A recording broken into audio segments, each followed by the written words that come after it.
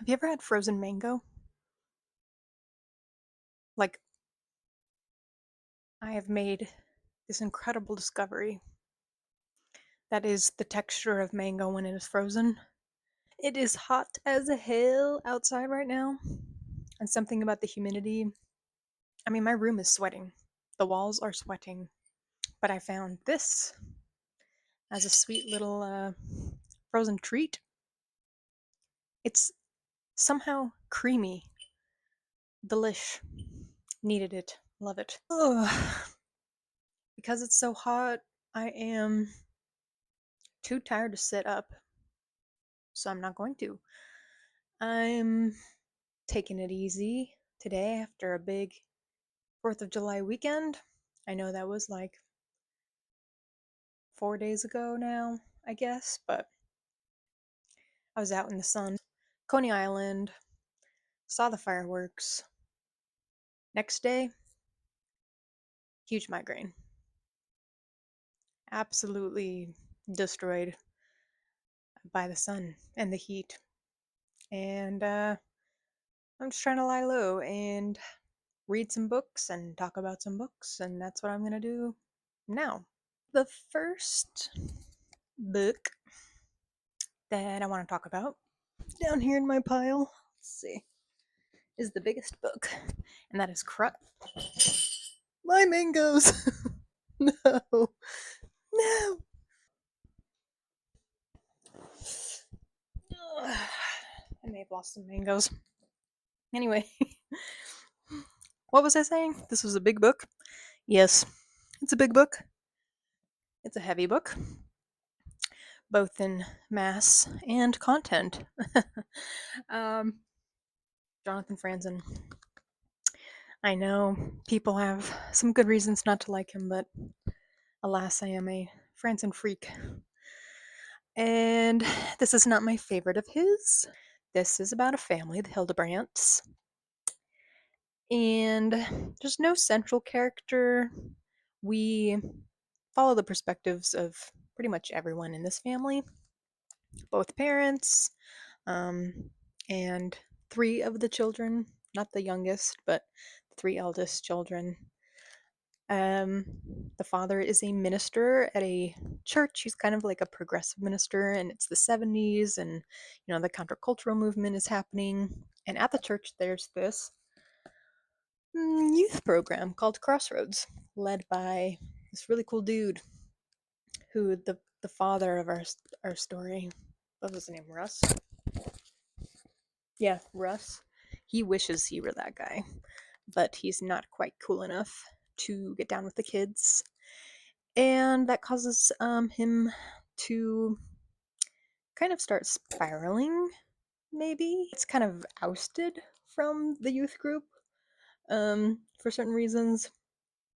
And then he starts making bad decisions, and he resents his wife for not being attractive to him anymore. I mean, he's kind of awful. His wife has this big secret that she's been keeping from him since forever, since before they met. And this secret might have something to do with the disturbances, the mental disturbances that one of their sons is dealing with, who is a genius. He's a genius and too smart for his own good. I mean, literally, one of his chapters, his name's Perry, starts off with him talking about how if you're too smart, um, every time you do something good, you can't just do it because you think it's good, because your mind automatically calculates all of the ways that doing this good thing could somehow pay off for yourself. And so there's always this selfishness being calculated into making good choices. Anyway, that's what he's grappling with, how to be a good person, um, and a brilliant person at the same time. And then there's Clem, the eldest son, who, for strange reasons, decides to volunteer to go to Vietnam. Um, even though his father is a pacifist. Most of the kids are doing things to spite their father. I'll just say that. Um, they're embarrassed by what happened with their father in the Crossroads program. The Crossroads program itself is interesting.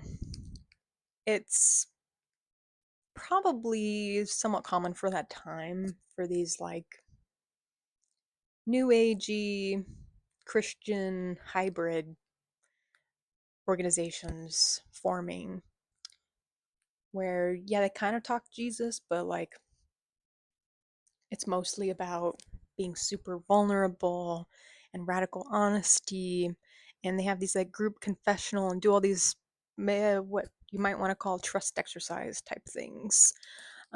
This is getting really heavy. I'm gonna put it down. You'll remember what I'm talking about.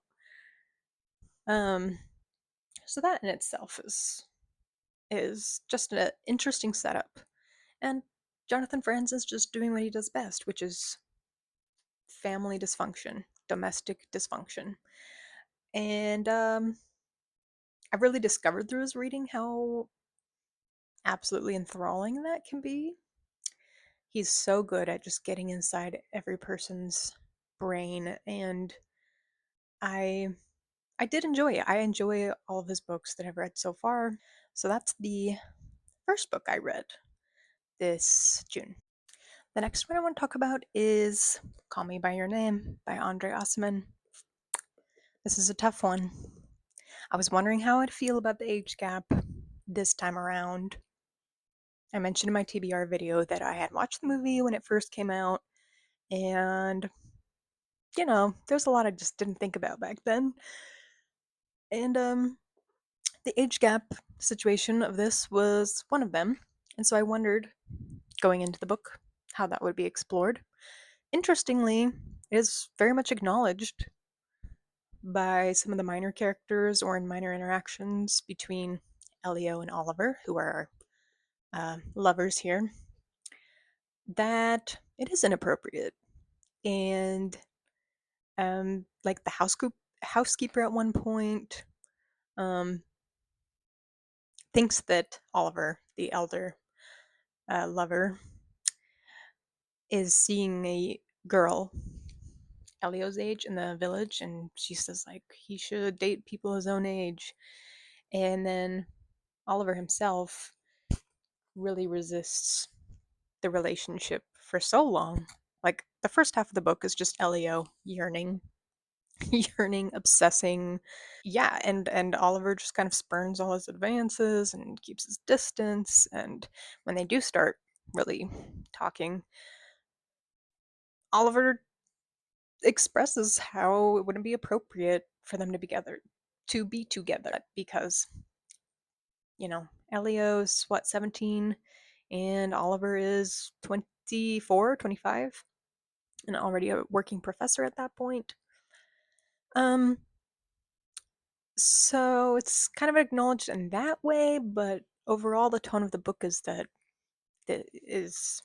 Andre Osman is trying to paint a picture of a beautiful and earnest love story.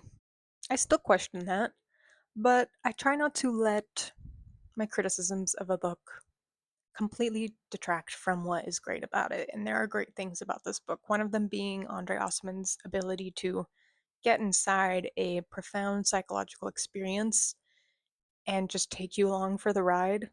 It was almost excruciating, the first half of the book, just being inside Elio's obsession, inside of his want for Oliver, because it is nonstop ruminating, it's repetitive, um, which from like a reader's perspective, not always the most enjoyable thing, but since we're exploring a very particular kind of experience, it's like, yeah, if you've ever been in love or wanted someone that you thought maybe you couldn't have, that's exactly what it feels like. You are repeating the same loop of longing all day long. The theme of identity blurring with belonging to someone or possessing someone, having someone, um, obviously is evident in the name of the book, Call Me by Your Name, which refers to this cute little thing Elio and Oliver do, which is call each other by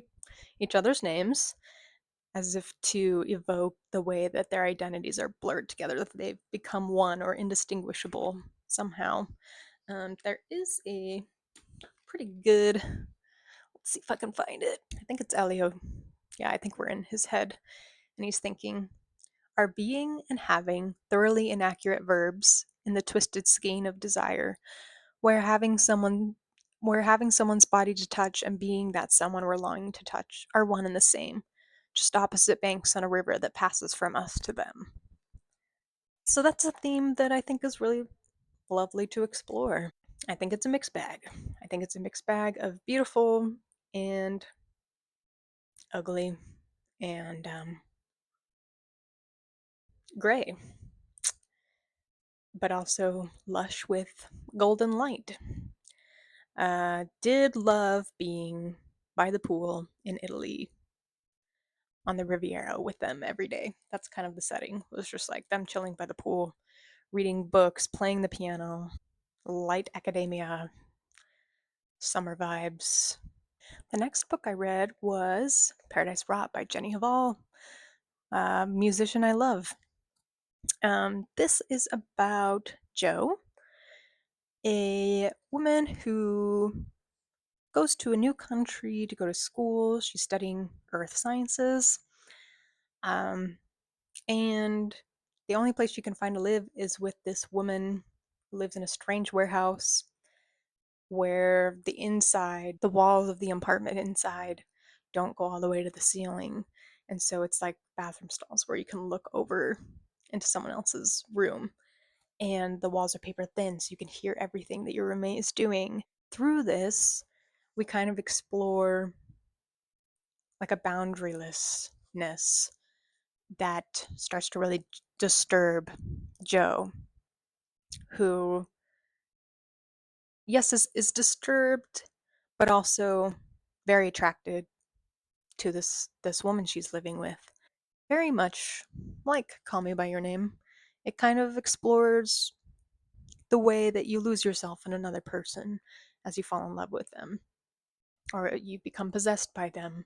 But in this case, Jo's reaction is different in that she is really uneasy about losing herself in this other person. And at some point, maybe it's just a manifestation of her emotions, or maybe something weird is going on, but fungi and mold and moss start to overgrow their apartment. And there are bugs everywhere and rotten apples, and it's very sensual. You smell a lot of things, you touch a lot of things, you're hearing a lot of things, including, yes, frequent urination, which I was warned about. Didn't bother me as much as I think it's bothered some people, especially because I understand what Jenny Hval was trying to connote by that. Um, the the kind of ways that uh, intimacy can be rather disgusting, but also totally human and totally normal at the same time. Um, yeah, I really, really, really enjoyed this one. I gobbled it up. I think what I loved most about it was just, yeah, the sensual nature of it. Just, I felt so inside Jo's perspective. Like, I tasted it and I felt it. It does get weird, but not too weird where it's like, I hate it when a book is weird just for the sake of being weird, but I also hate it when whatever allegory they're attempting is a little too in your face. I thought this was a good blend of a good middle where it explores the weirdness in a way that is enjoyable in and of itself, but it also has a point to it. Yeah, loved. Another book that I thought did the allegory thing well was The Employees by Olga Ravin. I freaking loved this. This really explored some themes that are near and dear to my heart and always tickling my mind. And I think I'm actually going to do a separate video about this on the theme of our relationship to objects. Basically, well, first of all, this is about a crew on a spaceship, and some of the crew are human and some are humanoids. And they have been raking in these strange objects from space and keeping them on the spaceship, and start acting a little odd, especially the humanoids. And so the government or whatever sends a group over to interview the crew members. And each page is a different interview. But we start to piece together a picture, which is that the crew are being increasingly humanized by their relationship to the objects they're bringing in, even though they and we do not understand what the objects are, what purpose they served. Nonetheless, whatever their particular qualities are, really start to make an impact. Like, for instance, a lot of the crew members smell a distinct aroma coming from the objects, and it might be different depending on the crew member. But that always evokes some kind of emotion. And we know the olfactory system is linked to the emotional part of your brain and your memory. We just start to understand that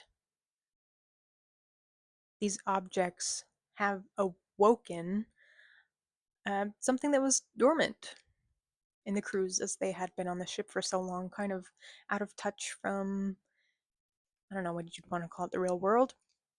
And it really makes you think of all of the issues that people have been talking about lately about ownership of digital things that aren't really things. And that makes me think of how not only are we alienated from our work, but we're also alienated from what we consume these days, like virtual commodities and such. You know, the whole Kindle debacle and owning media on the internet. You don't really own it. It's not just that you can't touch it or hold it in your hands and then exchange it with somebody else, um, but it can be taken away from you at any moment. These non things. And I'm curious about how non things, virtual things, um, how they disturb us too, and how we can kind of be attuned back into our own humanity through our relationship with objects, and how we tend to prioritize non material things. We tend to prioritize subject over object. But there's another line of thinking that says, what if it's not just us that identify and decide what things are? What if things also, to a huge extent, determine what we are as subjects? And that is a topic that this book, I think, covers really well as, of course, capitalism, alienation from our work, the reason why the government is worried about the crew, and the change that's coming over them is because they're becoming less productive as they become emotionally attached to these objects. Yeah, just so much to unpack here. Packed a punch for me. Anyway, I'll go into that more in another video, I think. Okay, the last novel I want to talk about is The Catcher in the Rye by J.D. Salinger.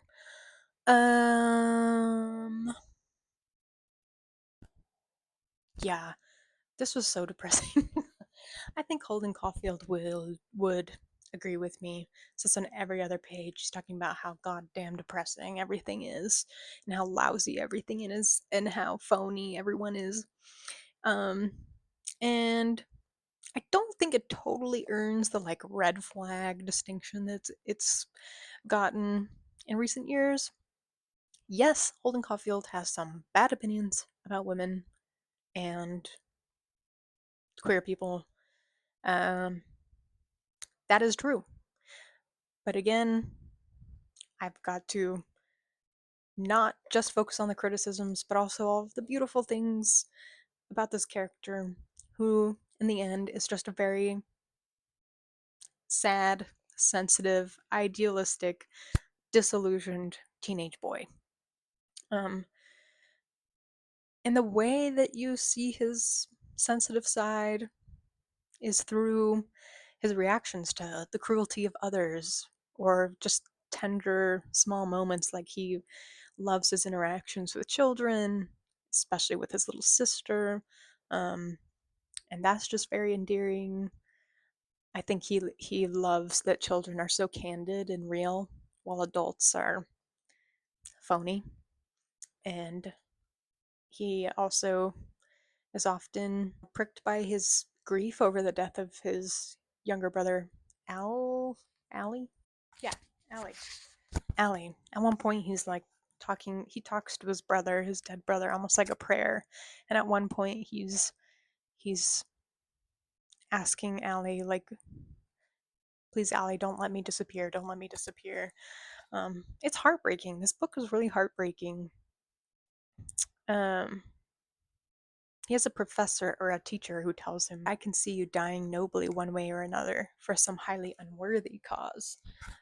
So all the adults in his life think he has his priorities mixed up. But, like, Holden just wants a simple, sincere life. That's not what he gets at all the boarding schools he keeps being sent to. And he gets kicked out of yet another one, doesn't want his parents to know, and goes back to New York City where his family lives, but doesn't go back home, and plans on just spending some days by himself wandering around, and that's what we follow. It's just him wandering around the city, making bad decisions, wallowing in his despair.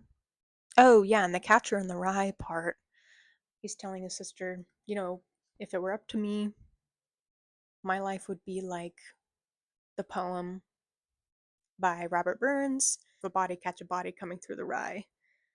Um, and he says that he pictures all these little kids playing games in the big field of rye and all thousands of little kids, and nobody's around, nobody big, I mean, except me. And I'm standing on the edge of some crazy cliff. What I have to do, I have to catch everybody if they start to go over the cliff. I mean, if they're running and they don't look where they're going, I have to come out from somewhere and catch them. That's all I do all day.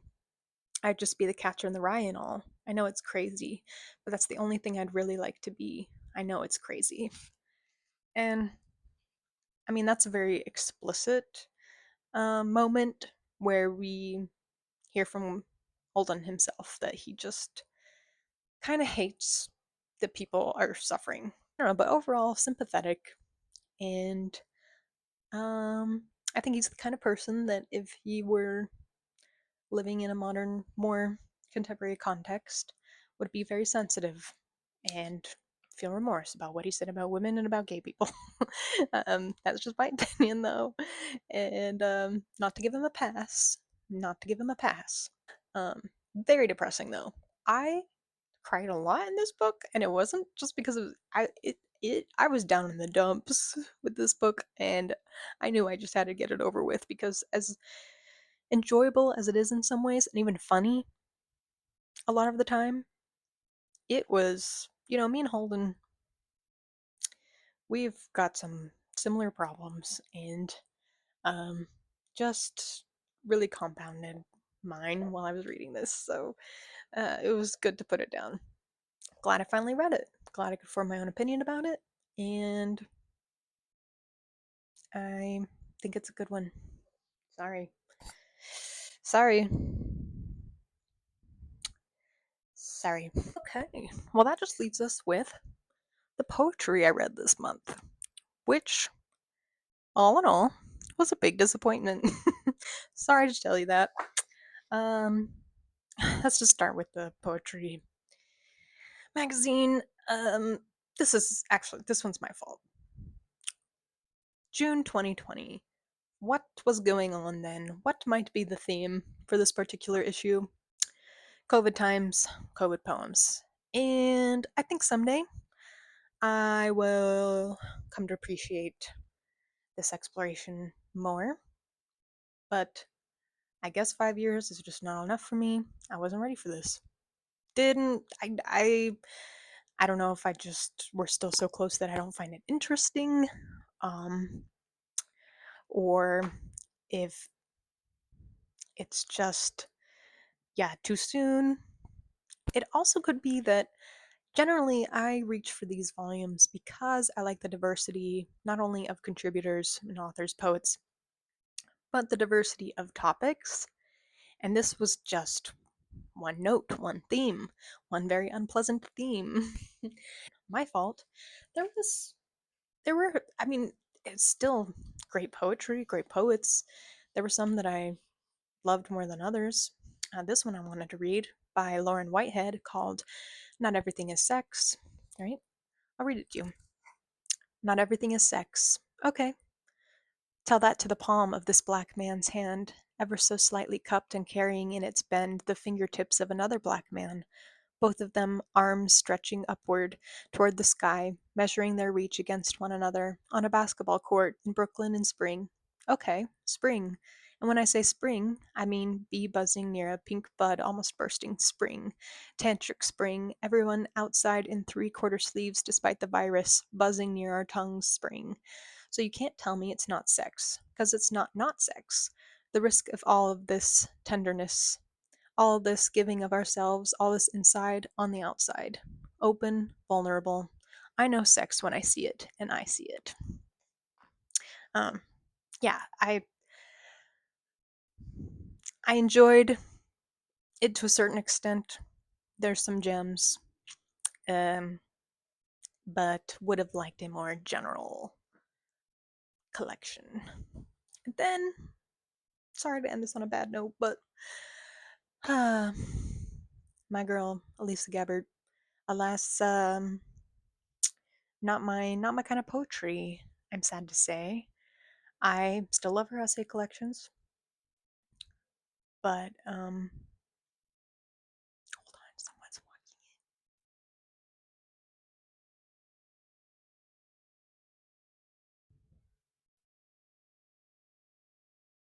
in. Anyway, but this just didn't read like the kind of poetry I like.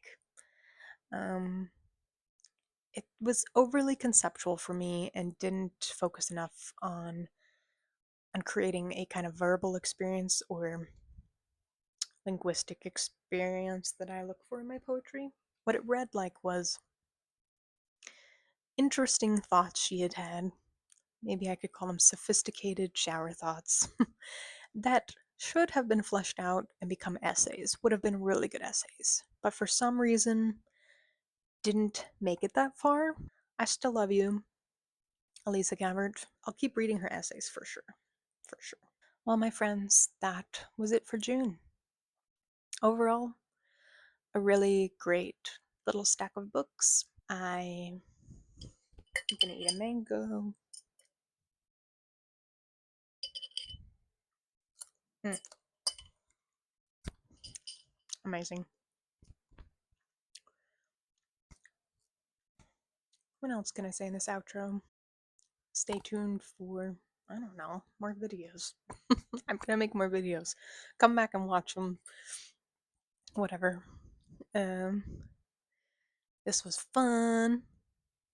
I like reading books. I think I'm too hot to do this right now. I think I'm delirious. I think I should just go eat my mango. Go eat some frozen mangoes. I'm telling you right now. If you haven't done it before, man. Okay, love you, bye.